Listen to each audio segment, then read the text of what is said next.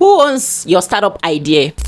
I know when you hear that question, you'll be thinking, our startup idea, it is the company now. Is it not the startup that owns the startup idea? What if I told you that it is not automatic? I have seen startup founders who registered the business idea, the intellectual properties in the name of one of the co-founders. Yes. And then the other co-founders did not even take notice until the principal co-founder wanted to walk away from the startup. There was chaos and he was ready to leave the startup, and then we discovered that he was actually living with the intellectual property of the startup, and the remaining co-founders were left with just empty shells.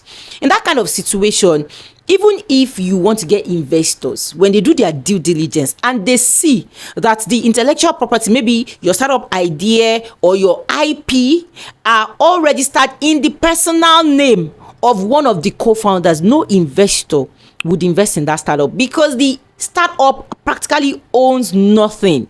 And if that co-founder should decide to walk away today, the startup idea and the intellectual property can go with him. So before you assume that your startup actually owns the business idea or the intellectual property, be sure that it is registered in the name of the startup, in the name of the company itself.